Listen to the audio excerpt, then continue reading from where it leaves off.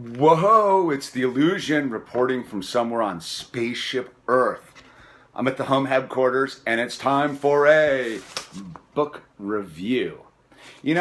I decided that it was a good idea to start reviewing the books I read because I love reading books and I want to get people stoked on reading books, and people who read books probably want to know what books are worthy of reading. So I read this one. It's a New York Times bestseller that's out in the bookstores now by Kilmeade. Yes, the Fox Morning News guy.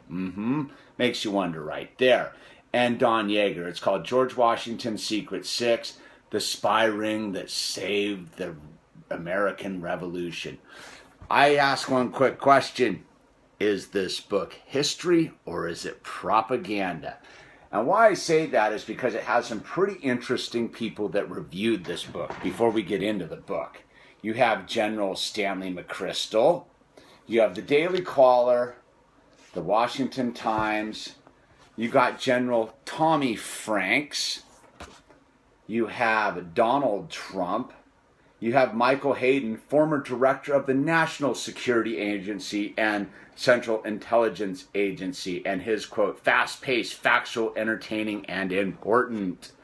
I find it, and Congressman Peter King, do your research on Peter King. I find it kind of interesting. Oh, and this is my favorite person who reviewed this book, Karl Rove. Yes, toady for the New World Order. So, when I read all these, I was slightly intrigued because it's a book about spying in the American Revolution. Now, I'm going to get into the book now, because I'll give anything a read. I thought, as far as a piece of literature, a little weak. I thought I thought its narrative lagged a little bit, though the historical facts were relatively interesting. You learned a lot about the Revolutionary War taking place in New York. I had no idea that it was really one of George Washington's main focuses during the Revolutionary War, which was New York City.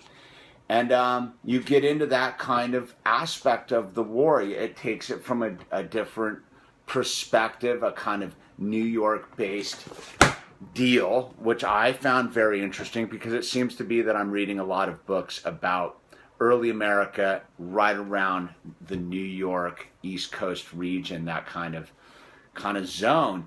And so you get that sort of flavor. You get a feeling for what Long Island must have been like as a super rural, if you haven't been to Long Island, it's not super rural anymore. And so there was that sort of interest, and I was pretty interested about the aspect of Benedict Arnold. And I think I'm going to read some more about Benedict Arnold, because, you always get Benedict Arnold was a traitor, but you don't really realize what a scumbag he was and how he really tried to usurp the revolution for nothing more than financial gain, that he was a dude so connected to the material world, he was about to give up the ideals of what the Revolutionary War was about. So on that level, I think it's pretty interesting that this book comes out now when we have the big deal with the NSA and the basic out-of-the-closet reality that the government is spying on each and every one of us and every piece of equipment, electronic equipment we have, with the satellites, with the cameras everywhere, with the iPhones, with the Xboxes.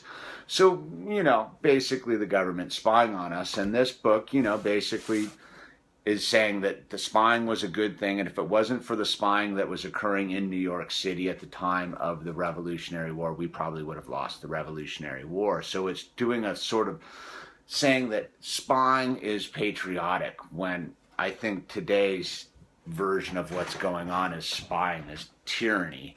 And I'm not going to drift into some political rant about it nowadays, but I find it very interesting that, one of the main authors was Kilmeade, who's a toady for Fox News, and I don't buy into the two-party, one-party system nonsense, man. I absolutely don't buy into Fox News, MSNBC, any of the lamestream dinosaur media, But that said, I thought it was a worthy read.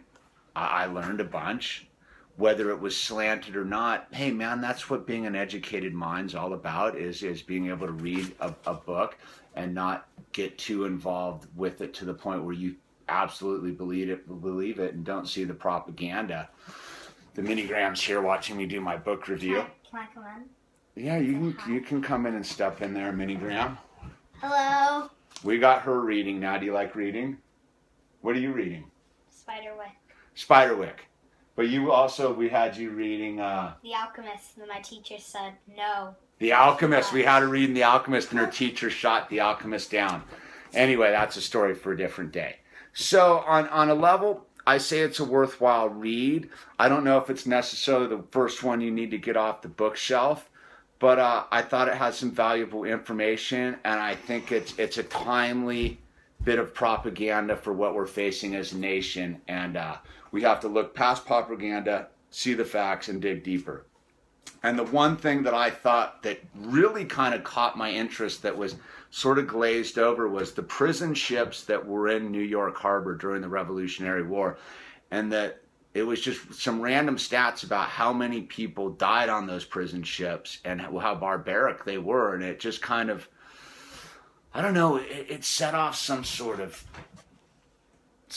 interesting thing. And so yeah, that's my basic take on the review. I thought as a piece of literature, it was about a 7. I thought as a historical narrative, it was an 8. I thought the overall thing with the propaganda potential and the people reviewing it, it kind of bumps it all back down to a 6 as a relevant piece of historical thing. I don't know if I'd base any term papers on what you get out of this book, but I would definitely maybe use it as a thesis about propaganda in the modern American age, using history to sway public opinion. Anyway, this is The Illusion. Super out. All right, we got to put the Mini-Gram to bed. Goodbye? You can come over here, say goodbye. Peace out, world. Positive mental attitude.